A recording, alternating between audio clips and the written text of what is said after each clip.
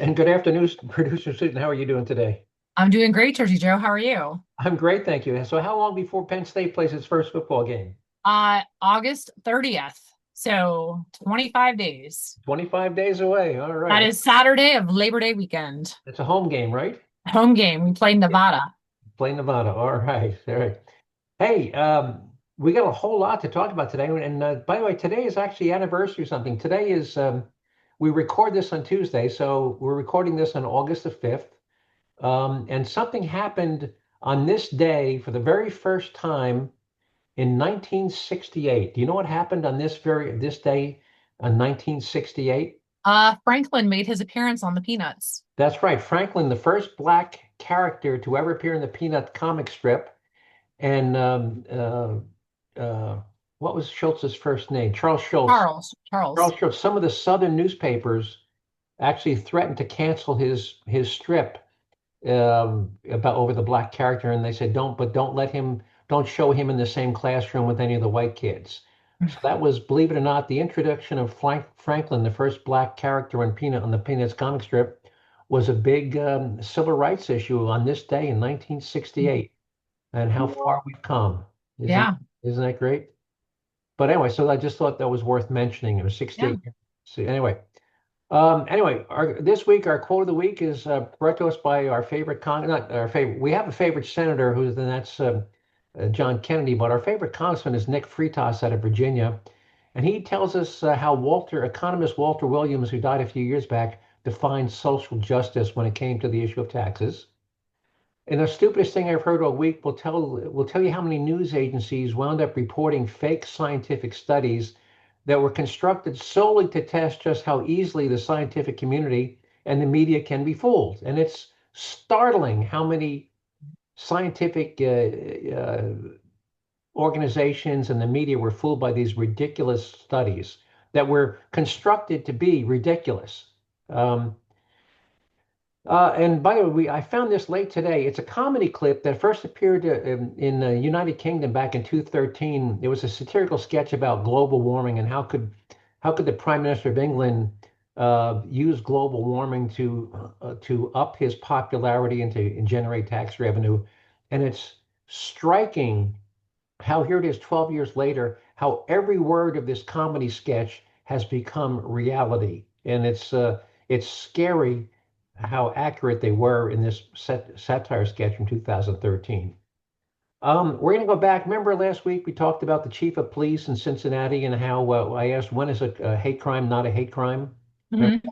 with the eight Yep. people kicking and stomping on the white guy curled up in a ball Yes. on the ground. Well, the chief of police, who's a woman, came out and we're going to tell you how she described that incident. And guess what? She didn't use the words hate crime. But we'll tell you what words she did use. And remember 2 weeks ago, the gunman in New York City who walked into the office building and shot and killed four people? Yes. All right. Well, we're going to tell you how CNN initially described the gunman. And when I tell you how they described the gunman, we'll ask you, does this qualify as journalism? And did the writer who wrote this even go to journalism school? Um, we'll also bring you a story from Australia that illustrates what a government will do next after all the gun laws they've passed haven't stopped people from killing each other. You may be able to guess what they've done, but we'll tell you. We've got two lists.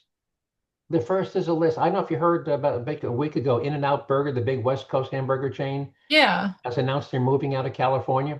Well, I put together a list of all the big companies that have moved out of California in the last 5 years. And I've also got a list of the all the big companies that have relocated their headquarters into California in the last 5 years, and I'll read you both lists. If we have time, we'll play a clip from John Stossel on how their trend towards socialism is crippling the European countries. And our taxpayer relief shot this week comes to us from Simi Valley, California, where the ex-boyfriend of a married woman breaks into her home at 1 o'clock in the morning, armed with a knife, and meets her husband, who's armed with a gun. How did you think that works out? Yeah. Probably not so good for them. Not good for the guy. All right. So let's go right to Nick Freitas.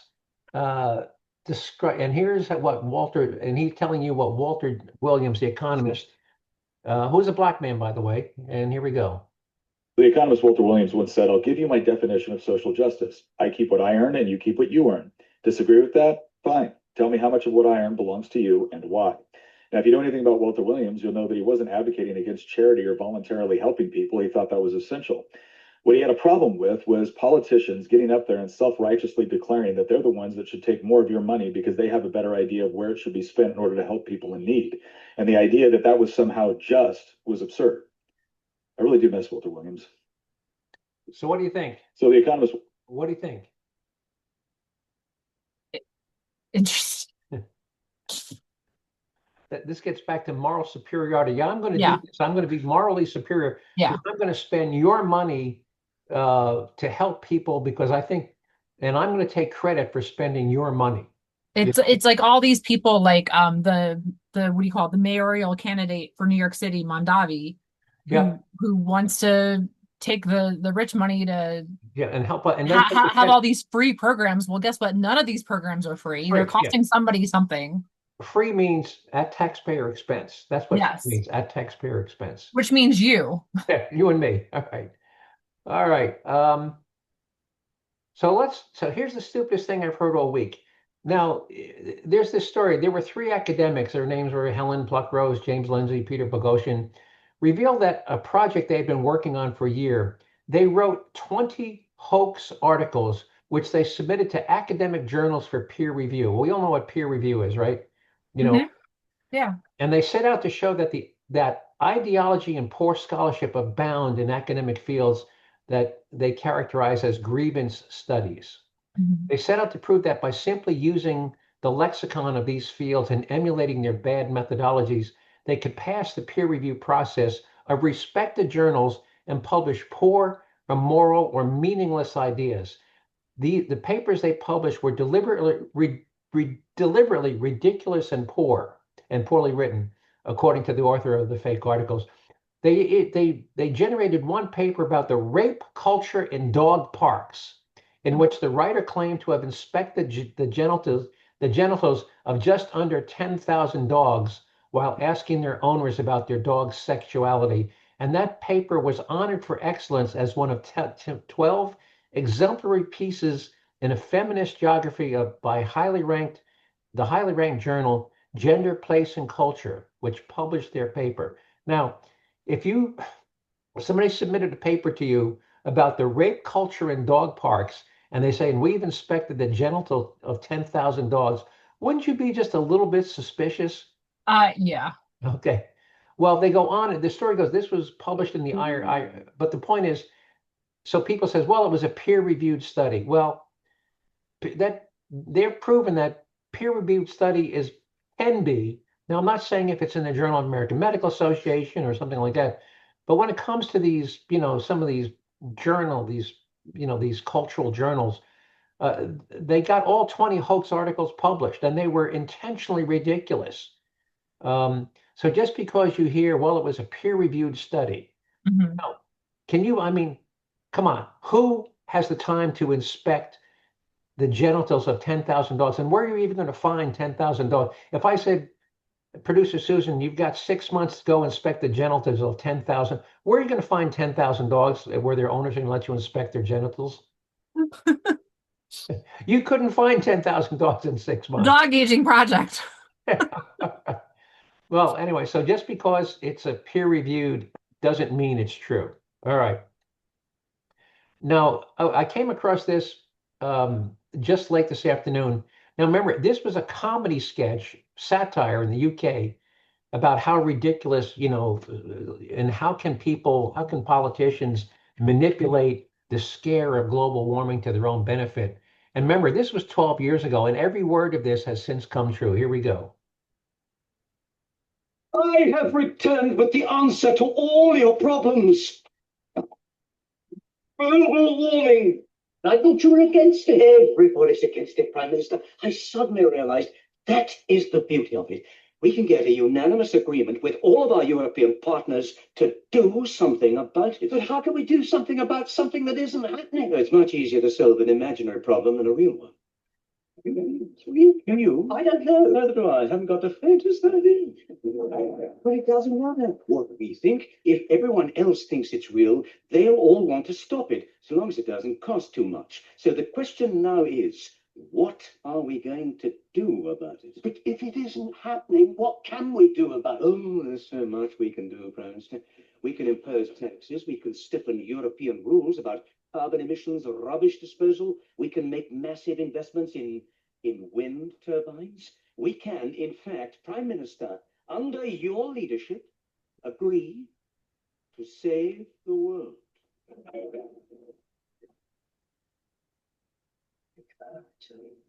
But Russia, India, China, Brazil, they'll never cooperate. They don't have to. We simply ask them to review their emissions policy. Will they?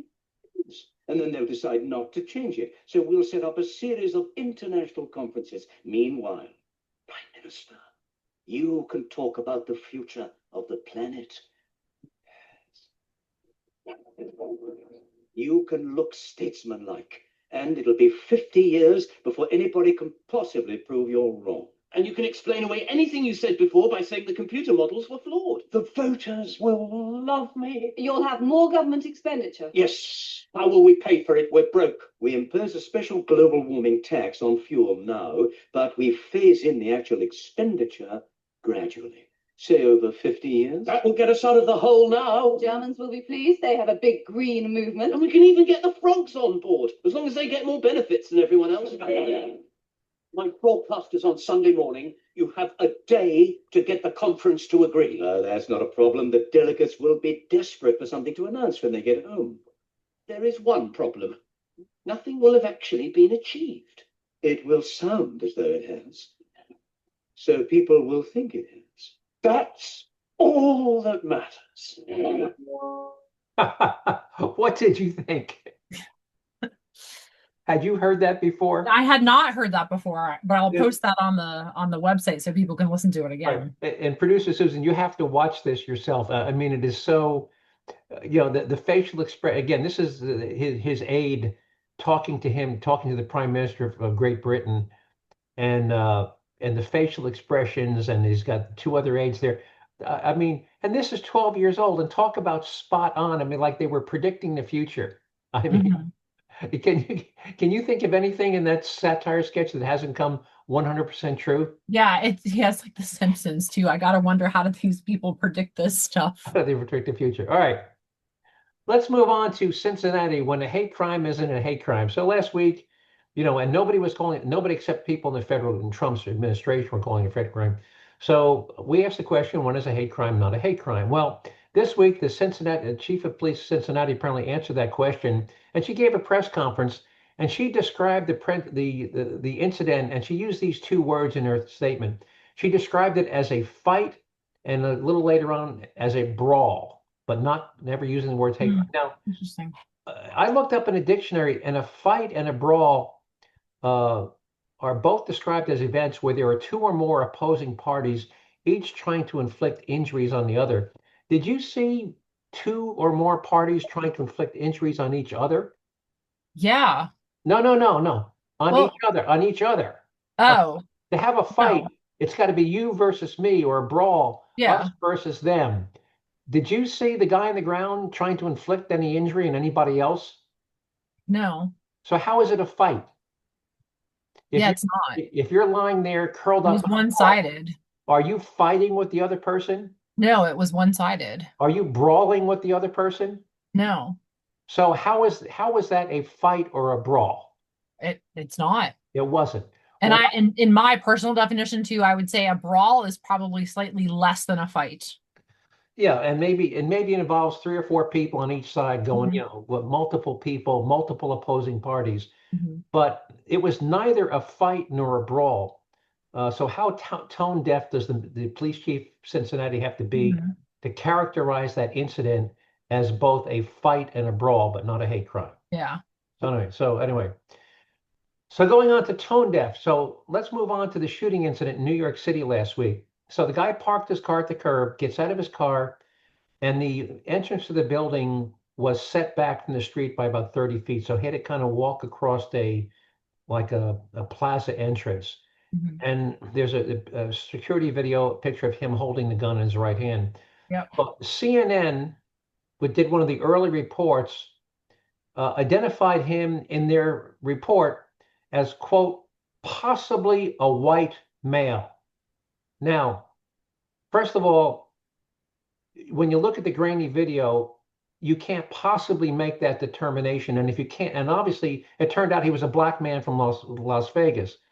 So if you can't be sure of that, why do you even insert that in your report? Yeah. Why did whoever the writer that wrote that felt it Yeah, you should necessary, be reporting facts, not speculation. not speculation? So yeah, walking to identify him only as possibly a white male. Mhm. You got to shake your head at what passes for Yeah. journalism Absolutely. in this country this day. So, and again, we call this the situation with Jerzee Joe, news in perspective you won't hear on TV. And I guarantee you that, that CNN took that down, obviously, but you never heard, I guarantee you nobody listening to this podcast ever heard CNN reporting the shooter as possibly a white male, when in fact he was a black man from Las Vegas. All right. Now, Australia, by the way, so 1996, they had a mass shooting in Australia. And Australia enacted these draconian, you know what draconian means? Draconian? No. Uh, Going back to one of the princes or rulers, Draco, he enacted these just harsh, incredibly harsh criminal punishments. That's where the term draconian comes from. So anyway, so Australia implemented these draconian gun control laws. Now, at the time, Australia only had a population the size of Texas, and they confiscated almost 1 million guns. They made it almost impossible to buy a new gun. And among the guns you could buy, you could only buy things like shotguns to hunt birds with and bolt-action rifles. You couldn't buy a pistol if your life depended on it. So, what have they? And anyway, but guess what? People in Australia are still killing each other. So what has Australia done? Well, they've decided we need knife control. So now they've had a lot of people going out attacking each other with machetes. So they've now installed 45, these like closed donation bins where you can go drop off your clothes like Goodwill. Yeah. Well, they've around the big cities like Brisbane and Sydney, they have these knife drop-off bins where you can dispose of and they've said they're making knives over a certain size and machetes. They're making them illegal to buy or even own. If you have one, you have to turn it in. So they put in these knife disposal bins at various places around the big city. So all I can think of is like Crocodile Dundee and his big machete. Yeah, exactly. He used to have that big machete, right? So anyway, so that's what comes after gun control. When gun control doesn't stop the killing, it's like I've always said, gun control is like squeezing a balloon. If you think you can stop an evil or a crazy person from killing, dozens of people in under a minute just by limiting their access to a particular type of Look weapon. at the mass stabbing we had last week at the Walmart. Yeah, at the Walmart. It was a gun. 11 Or, I'm sorry, it was a knife. It was just a knife. A folding knife. Yeah, it was a little, I mean, not little, but it was, that was a knife in Walmart. Right. And how many times have we talked about on the show people running through a crowd with a vehicle, right, as an intentional weapon, not accidental. Right. The guy in Nice, France killed 86 people in the German Christmas market. In the German Christmas market. Again, trying to stop evil or crazy people from killing dozens of innocent people just by limiting their access to a type of gun is like trying to make a balloon smaller. And there was a couple weeks ago, there was a guy who was lighting people on fire. Lighting people on fire. But this is how politicians think. Okay, we're going to ban it. It's like trying to make a balloon smaller by squeezing it in one place. And I've said this again, if you can't think of a couple of ways to kill a dozen or more people in under a minute without using a gun, you're not very bright. Well, and look at what have we determined with the laws across the United States, the states that have the strictest laws, such as New York City, or not even New York City, New York State and Illinois, have the highest gun crime rates. And then those states that are very lax in their gun laws, like Montana and the Dakotas and Wyoming, yeah, and the Dakotas, you have incredible. in Texas, where everybody carries a gun with them in their car or on their person, don't have the same crime rates. Their homicide, and just give you, I think nationally our homicide rate is around 5 per 100,000. In those states you just named, it's under 2 per 100,000. Everybody has a gun. Somebody once said an armed society is a polite society. Yeah. I mean, we have seen this over and over and over again in the United States. Just look at the different states with the gun laws. Yep. So again, Idaho, Montana, Wyoming, North Dakota, they have virtually no state level gun laws. They all comply with the federal gun laws. You have to do a background check, you want to buy a gun and whatnot.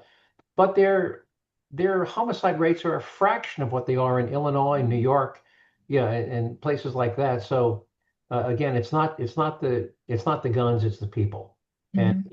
And you can't, and it's like trying to say, hey, well, I failed the test. It was the pencil's fault. No, it was your fault. It wasn't the pencil's fault. All right. Let's move on to the companies that have been moving in and out of California. So in the last this is since 2020, 4.5 years ago, more than 100 companies have either moved out or announced that they are planning to move their headquarters out of California. And why there's more than 100, here's just a partial list of those companies whose names you'll recognize. Oracle, one of the biggest software companies in multi-billion-dollar software company. Yep. A lot of businesses run Oracle software. Tesla, SpaceX, Chevron, the oil company, McAfee, the big computer virus people, Hewlett-Packard, Neutrogena, the big cosmetic and soap people, Neutrogena. Yep. Ever heard of CB Richard Ellis, CBRE, CB Richard Ellis? No, I haven't. The biggest real estate management company in the United States. Most big office buildings are managed, leased, and rented and maintained by CB Richard Ellis. Charles Schwab, the big investment firm and investment bank. Realtor.com, In-N-Out Burger. That's just a partial list of the companies that have announced that either have moved out or planning to move out. Now, you ready for the second list of those companies that have announced they're relocating into California? None. You got your pencil? I want you to write these down. Here we go. None. Did you write them all down? Was it none? It was none. It was none. All right. How much time we got? You got a good 10, 12 minutes. Good, because I got something I really want to play. Everyone says, oh, Europe has, universal health care. They've got, they've got free college. They got all this stuff. Well, John Stossel, and I'm going to cut off the first couple of minutes of this, but he opens this little clip by saying, all these people saying we need to be more like Europe. Well, here he has somebody from Europe saying, no, you don't want to be like Europe. And here we go. Kinda. Sounds pretty good. If you're a worker, you don't want to live in Sweden. Economist Sven Larsson lives in Kansas now, but he was born in Sweden, where unemployment's now 10%. What do you do if you get fired? There's no job out there for you. Years ago, America's economy grew neck and neck with the European Union's. But about 15 years ago, Europe's growth stagnated. Today, America is 50% richer, even though the EU has 100 million more people. Yep. Now think about that. They have 100 million more people than the United States, and yet we're outpacing them by 50% in terms of gross domestic product. That's stunning. Here we go. Europe has experienced stagnant economic growth. When we don't have growth, we can't make life better for people. Europe's become kind of a wine and cheese museum. Tourist money keeps it going, but there's so little growth that the poorest U.S. state is now richer than most European countries. Why? Mississippi now has more income per person, 53,000. The average income in Mississippi is 53,061 per person. That is greater than France, Italy, Cyprus, Spain, Slovenia, Czechoslovakia, Portugal, Greece, et cetera, et cetera, et cetera, et cetera. That's what he means, that most people in Mississippi have more income than people in most countries in Europe. How shocking is that? Yeah. Here we go. The very same policies some Americans now want us to copy. like higher taxes. We want taxes. But what That was Mondami, by the way. do you do when you run out of the rich? Then you tax the almost rich, and then you run out of them. But in America, we now have absurdly rich people. If you add up all the value that these individuals have, it's nowhere near enough to pay for all the obligations that the federal government has. The average workers in Sweden pay more in taxes than you do in the United States. You get free healthcare, free education. No, you get the right to free healthcare, but whether you actually get the healthcare or not is a different story. I have friends who have died in the Swedish healthcare system because they couldn't get treatment in time. American activists don't talk much about that problem. Instead, on taxpayer-supported TV, they complain that we and Papua New Guinea are the only countries in the world that do not provide any paid time off for new mothers. You get 16 weeks in the Netherlands, almost 70 weeks in Sweden. You can have one kid, and then you're away for a year. And then if you have another kid, you just perpetuate your maternity leave, and you can be away for years. because of such law. Remember, 70 weeks. That's crazy. That is yeah, that's there's 52 weeks in a year. Right. So that's almost a year and a half. And then after a year and a half, you have another baby.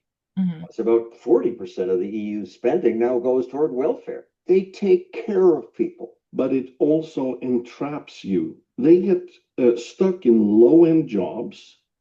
They don't start businesses like we do because they don't have to. Me, the gypsies on benefits. I'm proud. Thank you so much, Ivan. She's give me home free, yeah. She's give me money free. She give me everything. Maybe that's good enough. But who is paying for it then? The more people who choose that lifestyle, the fewer people are paying taxes. Even European media have begun to notice how innovation rarely happens in Europe. We wouldn't have anything like an AI sector in this country because of the EU AI Act. That's just one of the 395,000 pages of regulations that the EU has passed. Regulations are another reason Europe doesn't grow. Well, it goes on for another 3 minutes. And if you want to, Yeah, I'll post that. Up? But Mhm. that's the downside. Everybody likes the point. And by the way, what he said about friends dying in Sweden because they even though they're entitled to free healthcare, there's such a long wait. I mean, that's why people in Canada and the UK are flying to the US and paying out of pocket to get surgeries here because they're on a 6-month, 9-month, 12-month wait list. Hip replacement. Can you imagine you're in severe pain, can barely walk, and you're told, well, in 9 months, we'll put you on the schedule in 9 months, and for 9 months you have to live with debilitating pain. So, all right, how much time we got? You got like 6 minutes, 7 minutes. All right, well then let's do our taxpayer relief shot. Now this is California. It comes again 1 o'clock in the morning. This is a married woman, but she has an ex-boyfriend who had been stalking her. She had what's the word when you get a Protection from abuse. I'm sorry, what was it when you get a Protection from abuse order? Restraining order. PFA. Well, apparently remember what we said, restraining order is just a piece of paper. Just a piece of paper. Have a fire gun. Well, here's what happened when this guy ignored his restraining order. Now, a break-in at a Simi Valley home turned into a deadly shooting, and it looks like the owner may have actually known the intruder. KCOM News reporter Tina Patel is at the scene with an update on the investigation. Police say they originally got a call from someone in the neighborhood who heard 5 or 6 gunshots. As they were responding to that, they got another call from a woman inside this home. She said there had been an intruder and her husband shot him. This happened just before 1 a.m. The homeowners are being cooperative with police. They answered questions on scene and then went with investigators to the station to answer more questions. What they've learned is that the intruder was the woman's ex-boyfriend. It's still not clear how he got into the home. There was no sign of forced entry. Police say the suspect was armed with a knife, but they're not sure if he brought that knife with him or if he grabbed it when he entered the home. Police say the couple and suspect had some sort of confrontation that ended with the suspect being shot. He was taken to the hospital where he was pronounced dead. Police are still trying to figure out why he showed up here. They say it's not the first time he's harassed his ex. There has been, and this in the past, where she actually sought a temporary restraining order. We don't know at this point whether she ever sought a permanent restraining order, but it sounds like there have been some altercations in the past where he's showed up to this residence. There were 2 children and a grandparent inside asleep when all of this happened. Fortunately, they were not injured. In Simi Valley, Tina Patel, KCAL News. All right, so I think there's 2 takeaways from that. One is a restraining order is just a piece of paper. So particularly if you're a single woman and you're counting on a restraining order to protect you from a violent ex-husband or violent ex-boyfriend, you probably should rethink that and maybe think about, buying a gun and learning how to use it. The second lesson is don't bring a knife to a gunfight, because that typically doesn't work out for you if you're the person who's decided to bring a knife to a gunfight. Anyway, before we sign off, Producer Susan, anything else you'd like to add? No, are you guys getting the wildfire smoke in Jersey like we are here? Yep, coming down from Canada. It's here. So, all right. Anyway, anything you want to add before we sign off? Anything else? No, I do have one. I was going to send this to you. I forgot to send this to you. With all this talk about tariffs going on, there was an article, news segment about the grocery store prices and how tariffs are going to make our food prices go up. You need to stop and think about where food comes from. Milk, eggs comes locally. A lot of our imports, like fruits and vegetables, do come in from Mexico and some of the South America, but they are not putting tariffs on food that you can't. For example, an avocado, if you can't grow an avocado in the United States, they're not taxing materials. Actually, they do grow them in California, but go ahead. Well, I was just using it as an example. Let's say you couldn't get avocados in California. If you can't get avocados, they're not taxing Yeah, food they're not tariffing the foodstuffs, right? Exactly. They're actually not taxing whatever, any item for that matter, food included, that you can't get in the United States. And the whole point is to encourage people to get this stuff into the United States. Right. But yeah, it was just interesting. It was knowing what the facts are. Yeah. But no, but Susan, liberals don't want to deal in facts. They want to deal with emotion and hysteria. But you're right. But most of the food I eat, eggs, milk, beef, pork, is raised here in the United States. And for those food items which are not raised in the United States, there are no tariffs on There's no tariffs on items. it. Yeah. But yeah, if you want to get Wagyu beef from Japan, there is a tax on Wagyu beef from Japan. But if you can afford to pay $26 a pound for Wagyu beef, you deserve to pay the tax. You can afford to pay the tariff on it. So, all right. Well, that's all I got. And unless you have something else, I just want to thank everybody who listened to this podcast for giving up 30 minutes out of your day to listen to me ramble on about things I find of interest and important. I hope you learned some things today. And if you want to see some of the materials and story links and some of the video clips, which I didn't have time to play in their entirety, you'll be able to find them on the Jerzee Joe website at jerzee-joe.com, with Jerzee being spelled Jerzee, jerzee-joe.com. Just give producer Susan a day or two to get those links up on the website. If you want to email me, if you want me to send you a copy directly, just email me send me an email to joe@jerzee-joe.com. Just remember to spell Jerzee, Jerzee, jerzee-joe.com. And if you have a question or you want to suggest a show topic, you can do that. Email me directly. And with that, producer Susan, if you've got nothing else, I'll sign off and talk to you next week. You're good? Right. Yeah. Talk to you then. Bye-bye. Bye.